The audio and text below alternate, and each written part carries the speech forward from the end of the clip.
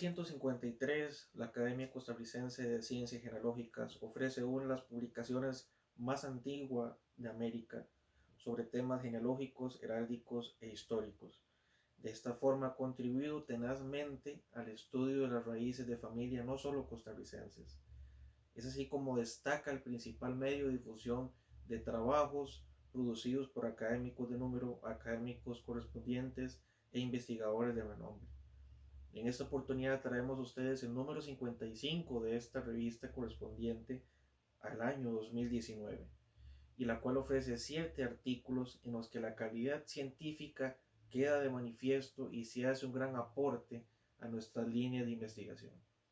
En el primer artículo, La familia Dengo en Costa Rica, los académicos de número don Jorge Francisco Sáenz Carbonell y don Mauricio Meléndez Obando nos presentan el tronco fundador de este linaje a finales del siglo XVIII, conformado por el sargento mayor don Juan Dengo y doña Antonia Alarcón, y su descendencia Dengo hasta el presente. El recientemente desaparecido académico de número don Emilio Obando Cairol tiene presencia en este número también, con el artículo Modesto Guevara Láscares, una carrera de excelencia en la función pública de Costa Rica en el siglo XIX, estudio histórico genealógico, en donde nos presenta un detallado estudio sobre un personaje prácticamente desconocido, don Modesto Guevara, pero cuya destacada presencia durante 4 décadas en la función pública hacía necesario el rescate del olvido. El académico de número don Luis Elviacetti nos presenta el artículo titulado La familia de la abuela Esther de la Trinidad Álvarez Cordero, Recte Echandi Álvarez, trabajo de incorporación suyo a esta academia, donde nos presenta la genealogía ascendente y descendente de su abuela doña Esther Álvarez, la cual remonta sus orígenes más antiguos a mediados del siglo XVIII, además de su progenie hasta el presente. Posteriormente, nuestro académico presidente don Mauricio Meléndez Obando, en el artículo Los bautizos más antiguos de Cartago 1595-1625, hace un análisis sesudo de las partidas de bautizo más antiguas de la capital colonial de la entonces provincia de Costa Rica, Cartago, y una extracción de los primeros 34 folios con revisión exhaustiva cotejada por 2 expertos. Como quinto estudio de esta revista tenemos Los Aldazoro en el antiguo reino de Nueva España, siglos XVIII y XIX, de don Javier Sánchez Ruiz, académico correspondiente en México, en el cual presenta el caso de una familia originaria del País Vasco fundada por don Juan Bautista de Aldazoro y Arizaga, sus matrimonios, su vida y su descendencia parcial. Ofrecemos también un relato histórico a cargo del académico de número don Julio Ernesto Rebollo Acosta, titulado La visita de un canciller en 1917, el doctor Martínez Suárez en Costa Rica, donde a través de diversos medios de prensa de la época, el autor reconstruye el itinerario de actividades de esta visita diplomática oficial que se extendió del 31 de diciembre de 1916 al 18 de enero de 1917, durante el gobierno de don Alfredo González Flores. Finalmente, cerramos esta publicación con el obituario de nuestro académico de número, don Emilio Obando Cairol, uno de los más prolíficos investigadores y genealogistas de las últimas 2 décadas, cuya ausencia se hace notar en nuestro medio. Disfruten la lectura. Hola compañeros, un gusto saludarlos desde la casa de la Academia Costarricense de Ciencias Genealógicas, y vamos a hablarles brevemente de Emilio Obando, nuestro querido compañero que nos dejó el 30 de diciembre del 2019, una muerte inesperada y también muy dolorosa, y deja un profundo vacío en el quehacer genealógico nacional. A don Emilio lo conocí hace más de 30 años en los archivos históricos del país. Primero era un hombre sumamente callado, muy enfocado, pero poco a poco nos fuimos haciendo amigos.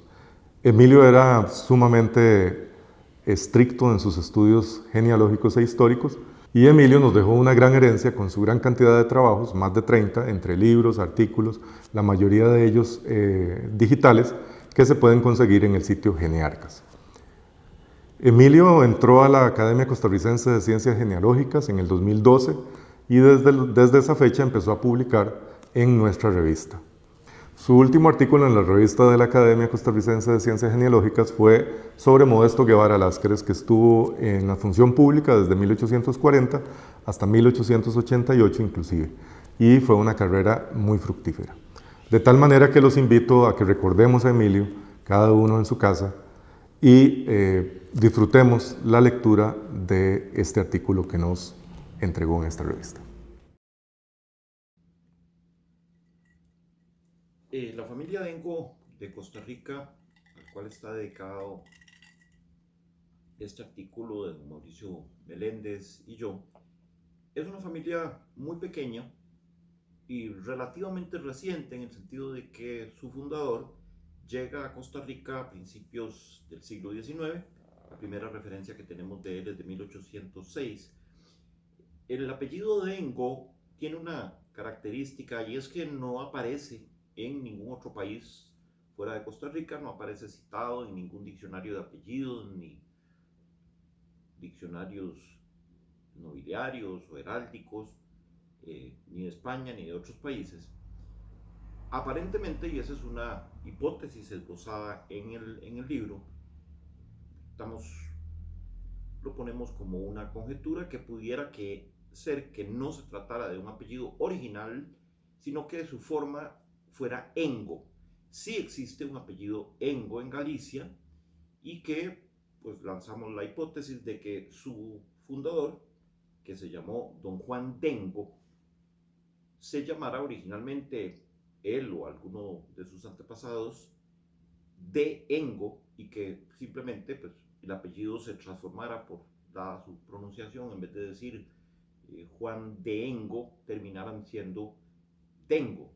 El fundador sí se firma Dengo con D, con una sola palabra.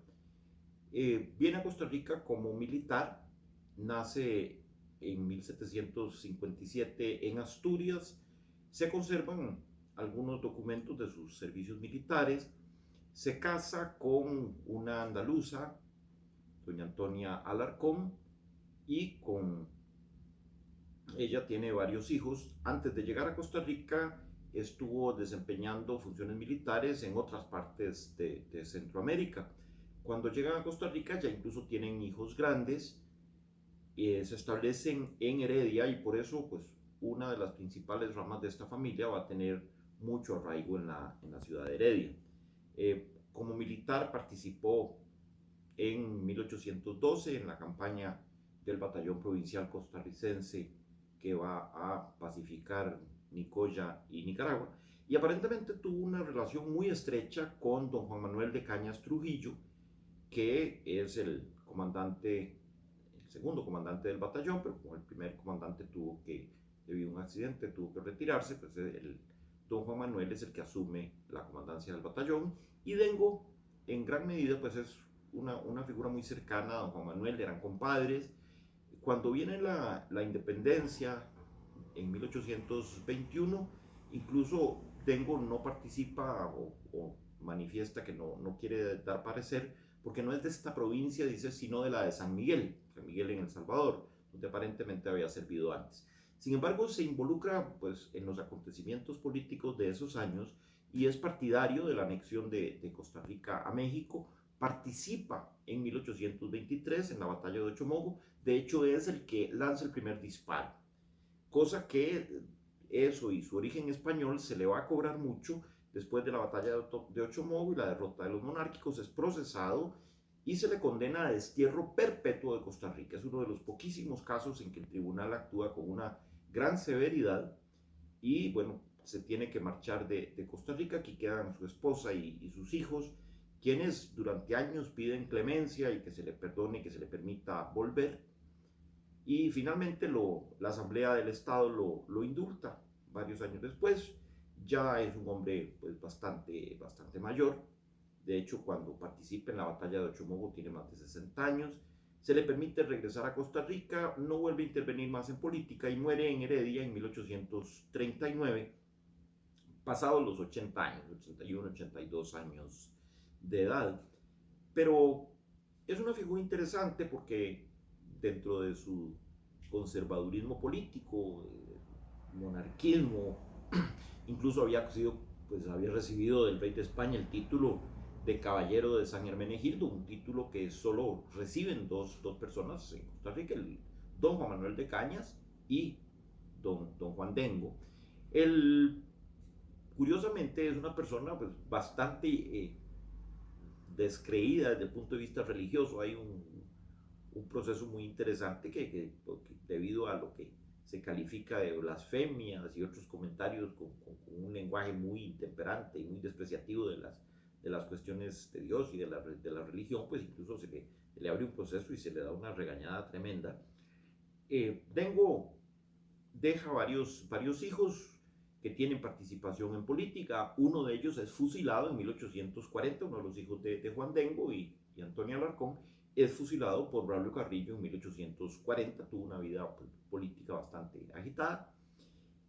Los otros no intervienen tanto en política o muy poco, y sin embargo la descendencia de los Dengo, a pesar de que la pareja original pues, tuvo bastante descendencia, los Dengo son una familia pequeña, muchísimos de los varones Dengo mueren o en infancia o mueren solteros, de modo tal que actualmente es una familia que es de muy reducidas dimensiones. Ya están en la octava generación después del fundador, y a pesar de ser tan pequeña, porque en realidad existen pocas personas que lleven como primero o segundo apellido el Dengo en Costa Rica, es una familia que ha tenido una participación en asuntos políticos, en asuntos cívicos, pues muy notable. En los Dengo encontramos dos beneméritos de la patria, el gran educador y pensador don Omar Dengo, que probablemente es la figura más relevante de la familia, y don Jorge Manuel Dengo, ingeniero, uno de los principales fundadores del ICE, y que también fue vicepresidente de la República y ejerció el poder ejecutivo en varias oportunidades durante la primera administración de don Oscar Arias, ambos beneméritos de la patria. También encontramos otros Dengo con actuaciones notables en política, en las letras.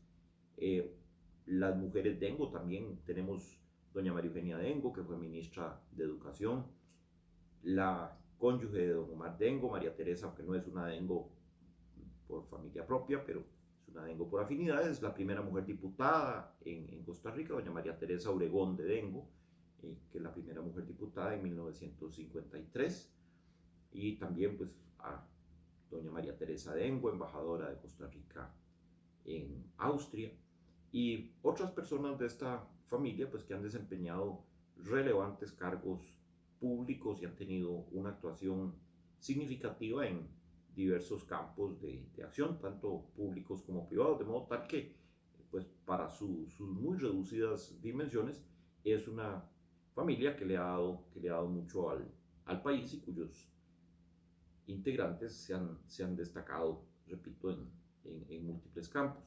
Es una familia que ha tenido sus principales elementos en Heredia, pero hay otras ramas de la familia en San José, en Punta Arenas y algunas otras partes del país, y que, pues, aunque pequeña, pues, sigue teniendo una significativa participación en asuntos públicos y pues continúa dentro de las pequeñas pocas ramas que tiene, continúa, hay bastantes Dengo muy jóvenes, ya nacidos en el siglo XXI, pues que hacen vislumbrar que esta familia pues todavía se mantendrá y seguirá creciendo en Costa Rica.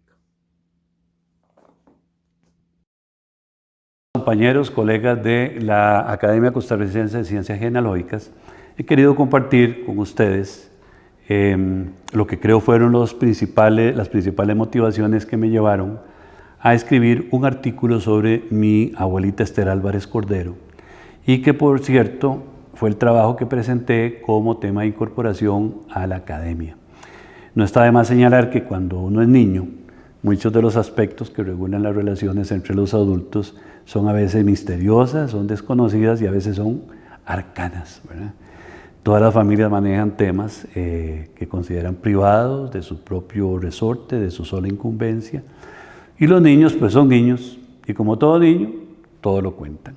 Así que por eso a un niño preguntón, pues generalmente lo mantienen a raya y al margen de la información que puede ser considerada como sensible en las familias.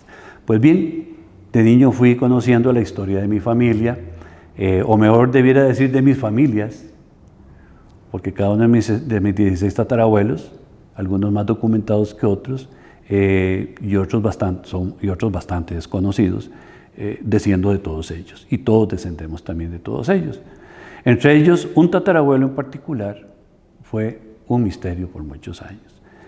Pero mi abuelita Brígida Salazar Álvarez, a pesar de que no se hablaba en su familia o en la familia de su familia, ¿verdad? O de la familia materna, ni entre mis tíos siquiera, pero mi abuelita siempre hizo excepciones.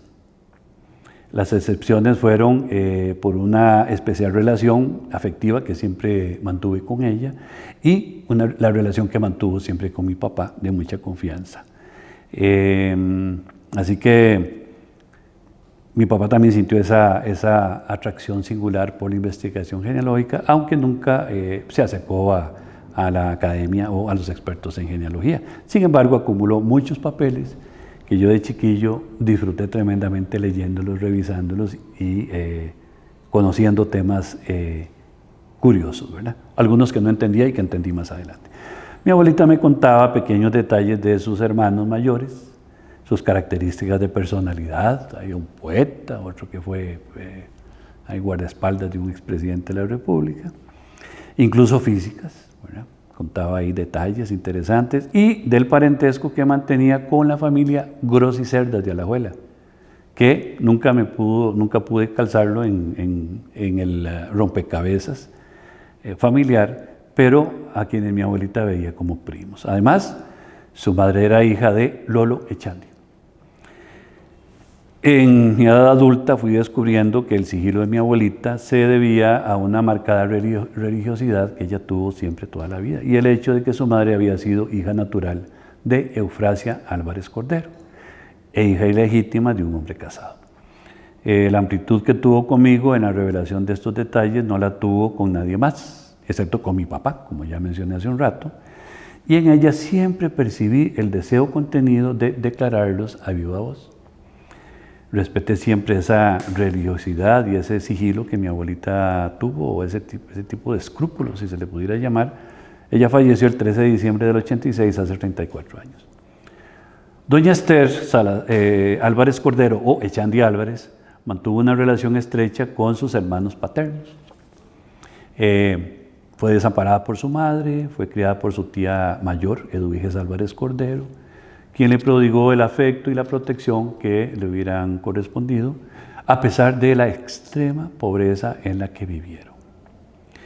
Hasta que conoció a mi bisabuelo, José Matías Salazar Chávez, formó una familia y una familia aparte. Casada gozó del beneficio de mantener una concesión para la venta de lotería de la Junta de Caridad de San José. Era una institución en la que los Echandi tenían bastante influencia. Así que su papá le ayudó. Y esto le permitió una vida de holgura, una vida matrimonial con holgura y en la crianza de sus 8 hijos que alcanzaron la edad adulta de un total de 11. Fallecieron 3. Así que mientras su marido Matías mantenía negocios en un restaurante llamado La Tormenta en la ciudad de Limón, ella vendía lotería, fabricaba y vendía cigarros puros, tenía una maquinita para hacerlos y también muy buena cuchara. Hacía repostería que vendía con mucha facilidad. La sociedad conyugal llegó a tener en San José, cerca de Paseo de los Estudiantes, en el barrio de La Dolorosa, en San José, cerca de Paseo de los Estudiantes, 4 inmuebles. Y bueno, el fuerte carácter de la bisabuela Esther influyó tremendamente en la formación y el profundo respeto a su memoria entre todos sus descendientes y la admiración por su empeño por sacar adelante a la familia. El destino hizo que un tío mío enlazara con doña Marta Calvo Nigro, pariente de la familia Jiménez Ramos, que también es descendiente de Papá Lolo, como se le llamó a a mi tatarabuelo, Papalolo Echandi.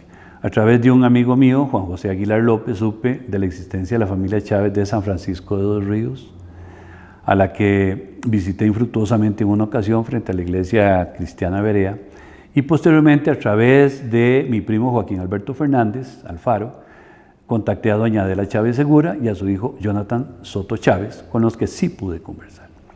Con el tiempo supe que muchos de mis amigos y compañeros de estudios, de infancia y de adolescencia, y de mi vida profesional y laboral, de alguna manera estaban relacionados conmigo a través de mi bisabuela Esther, y eran parientes míos. El caso de Rolando Echandi Cruz y Jorge Arturo Carrasquilla Araya, compañeros de escuela y colegio. Ana Lorena Zapata Monge, profesora de la Alianza Francesa. José Manuel Jiménez Fajardo, profesor universitario con el que compartí y comparto muchas inquietudes espirituales y filosóficas, y otras personas que de momento se me escapan. O por ejemplo, mis queridas alumnas Esther, Rebeca y Jimena Echandi Jiménez, su papá, José Antonio Echandi Alvarado, o don Carlos Humberto Chávez Segura, que fue compañero de colegio de mi hermano Arturo. Poco a poco todas estas piezas empezaron sueltas, en un principio empezaron a calzar, y nuevas relaciones se abrieron a mis ojos, porque además las familias Álvarez Cordero, Álvarez Raudales, Álvarez Solano y Álvarez González fueron muy prolíficas primero, y en segundo lugar, su primera mención en San José coincide con la época de la fundación teórica de San José, porque sabemos que la villa de la Boca del Monte del Señor San José no tuvo una fundación ceremonial como las demás ciudades, sino que fue una ciudad más espontánea, la forma en que se creó.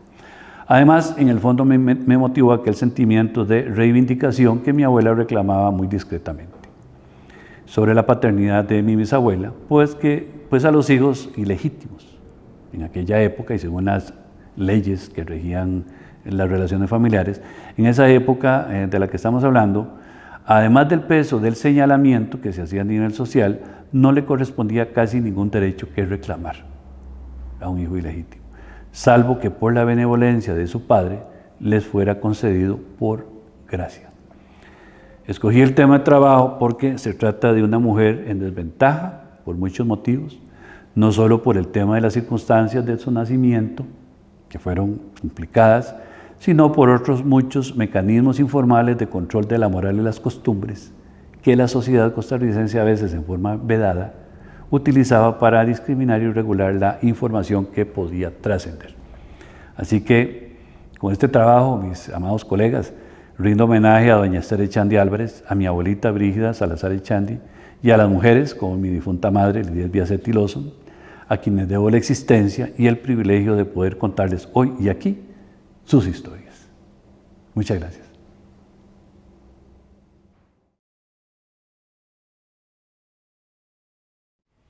Hola compañeros, y ahora les hablaré brevemente sobre el artículo que hice sobre los primeros bautizos realizados en Cartago entre 1595 y 1625. Como todos ustedes saben, la revista de la Academia Costarricense de Ciencias Genealógicas se empezó a publicar en 1953. Es decir, es una de las que tienen una vida más larga en todo el mundo. Es un hecho que creo que debemos destacar y sentirnos orgullosos por eso. No obstante, siempre, ¿verdad?, ocurre que la genealogía como disciplina científica es más bien reciente. Por tanto, vamos a encontrar en algunos ejemplares de nuestra revista artículos que no responden a esos criterios específicamente científicos. En 1957 se publicó un artículo sobre el primer libro de bautizos de Cartago y se hizo una especie de transcripción. Lamentablemente no la hizo un experto en la materia y por tanto tenía tan serios errores que lamentablemente no se puede considerar para nuestros estudios. Finalmente me tomé la labor de repetir ese trabajo, pero esta vez bajo la revisión de dos expertos. Me refiero a don Pablo Durán Barquerizo, actualmente el director del Archivo Eclesiástico Bernardo Augusto Til, y Manuel Cartín Contreras, graduado en Historia y funcionario de ese archivo durante más de 20 años. Ellos revisaron el trabajo que yo hice de extracción de las partidas, por lo que tratamos de garantizarnos que esa información que ponemos a disposición de todos ustedes sea lo más exacta y que el error se reduzca lo mínimo posible. Vamos a decir que cualquier error que aparezca es plena responsabilidad mía.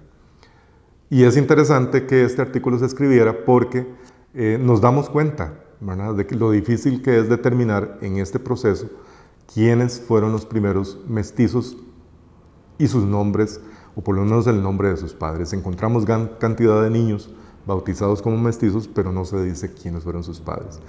Y volvemos a un punto esencial, ¿verdad?, que es que el proceso de mestizaje durante el proceso de conquista y primeros años de la colonia fue cuando realmente se consolidó este proceso.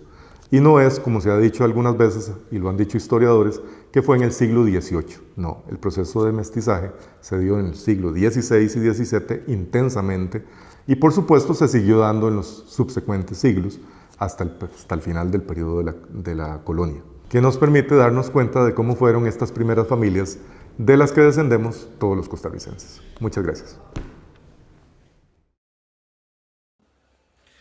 Hola a todos los colegas, queridos y compañeros de la Academia Costarricense de Ciencias Genealógicas.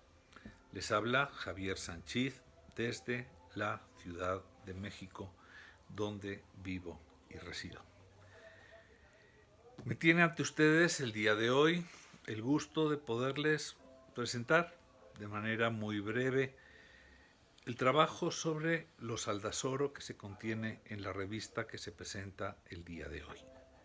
Es un tema que surgió como un reto de investigación cuando un día, estando en el Archivo General de la Nación, en aquellos años en los que uno se dedicaba a buscar en los microfilms de la Iglesia de los Santos de los Últimos Días las actas de bautismo, de matrimonios de las familias que estábamos estudiando, y de repente apareció ante mí el registro de un Aldasoro mencionado como caballero de una orden militar. Al llegar a casa, recuerdo que me llamó mucho la atención que no figurase en esta obra, un clásico, Los Caballeros de las Órdenes Militares en México, de Martínez de Cosío. Eso fue realmente el principal móvil de decir, vamos a ver quiénes son esta familia y cuál fue su desarrollo. Por curiosidades del destino, recuerdo que unas semanas después de mi hallazgo, al ir a comer a casa de una compañera del Instituto de Investigaciones Históricas, vi colgado en la pared un diploma firmado por el entonces presidente Porfirio Díaz a un ingeniero Aldasoro. El haberse concatenado estas dos circunstancias fueron realmente una experiencia muy apasionante de tratar de conectar unos con otros, y sí lo pude hacer como consigo mostrar en el artículo. Como verán, también es un trabajo que fue presentado en una de las conferencias de la Reunión Americana de Genealogía y que posteriormente seguí trabajando y perfeccionando un poco para poderlo presentar ante ustedes en la revista que nos comete el día de hoy. Les agradezco a todos por su atención y les mando un muy cordial saludo desde este confinamiento de epidemia que nos tiene a todos en casa. Hasta luego, chao. Cuando Mauricio Meléndez me solicitó a ver si yo tenía algún trabajo para ser publicado en la revista número 55 de la Academia, le ofrecí un pequeño relato que yo ya había comenzado sobre el doctor Francisco Martínez Suárez, personaje salvadoreño, un gran centroamericanista que tuvo mucha relación con mi familia desde mucho antes de nacer yo. Y todo comenzó ahí. El doctor Martínez Suárez, salvadoreño, fue canciller del Salvador, presidente de la Corte Suprema de Justicia, también desempeñó el cargo de magistrado de la Corte de Justicia Centroamericana y tuvo mucha relación con mi bisabuelo salvadoreño, el doctor Salvador Gallegos Valdés. quien tuvo mucha relación con Costa Rica, ya que fue ministro de El Salvador en Costa Rica en tiempos de don Próspero Fernández, en tiempos de don Ascensión Esquivel. Así que para mí era como algo muy agradable escribir sobre don Chico Martínez. Efectivamente, don Chico fue gran amigo de la familia, como ya dije, gran amigo de don Salvador, mi bisabuelo, gran amigo de Julio, mi abuelo también, y lo más interesante, como ya más adelante lo voy a explicar, también con mi papá, Pedro Manuel. Don Chico, tal como lo relato en el artículo publicado en la revista,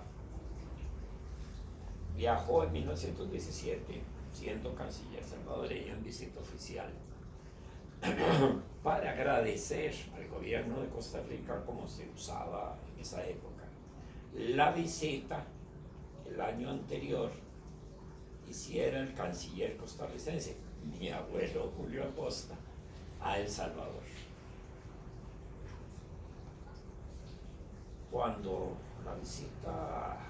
Precisamente cuando la visita oficial del canciller Martínez Suárez a Costa Rica fue en enero de 1917,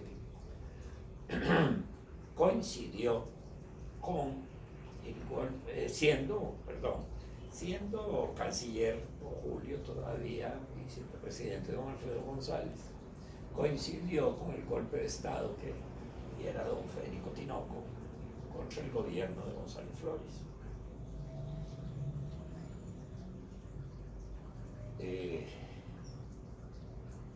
Con quien, así que le tocó a don Francisco vivir en San José ese golpe, precisamente en su visita oficial, el golpe de Estado de Tinoco contra Alfredo González Flores, lo cual lógicamente sacó a don Alfredo de la presidencia y a don Julio Acosta de la Cancillería. Don Chico luego se quedó en Costa Rica, un mes más después, se quedó un mes más después, y ocasión en que contrajo matrimonio con doña Clarita Moreno Cañas, hermana del doctor Moreno Cañas, y luego de su luna de miel regresaron a El Salvador y don Chico a la Cancillería. Años después, ya en los años 30, don Chico vino a Costa Rica como ministro de El Salvador. Ocasión para seguir, como quien dice, unido a mi familia, en ocasión en que mi papá lo nombraron secretario de la legación de El Salvador en Costa Rica. O sea que también trabajó con don Chico. O sea, ya la relación seguía siendo muy grande, lógicamente. Mi bisabuelo con don Chico, mi abuelo con don Chico, mi papá con don Chico. Y para terminar el vínculo, la esposa de don Chico, doña Clarita, fue la padrina de bautismo de este señor. Don Chico, precisamente en esa última estadía en Costa Rica, fue cuando murió aquí y lo regresó a El Salvador, donde se le hicieron funerales. Aquí se le hicieron grandes funerales y en El Salvador también. Doña Clarita se quedó en Costa Rica, que fue en la época que más la vi yo, porque era mi madrina.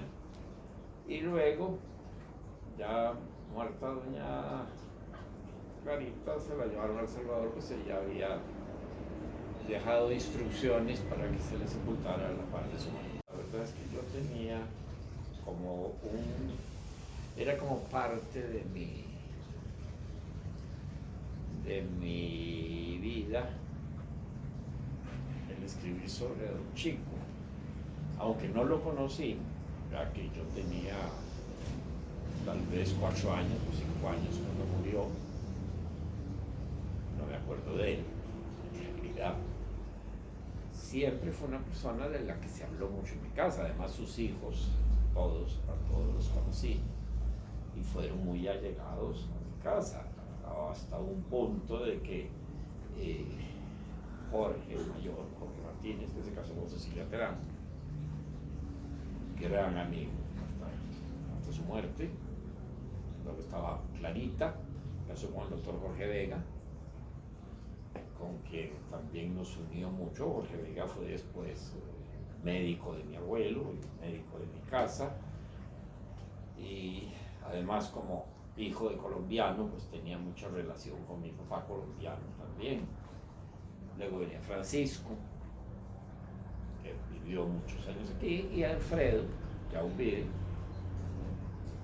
que ya debe tener como 90 y resto de años, 95, 96 años, pero con los que nos unió siempre una gran amistad. Así que esa es la verdadera razón, o lo que me motivó para escribir sobre Don Chico, a quien mucha ya de la gente de Costa Rica no recuerda, no conoció, no sabe que existió, que además fue, como lo mencioné al principio, un gran centroamericanista. Fue miembro de la Corte Suprema de Justicia Centroamericana. Durante sus estadías como canciller abogó mucho sobre la Unión Centroamericana, participó en muchas de las conferencias centroamericanas.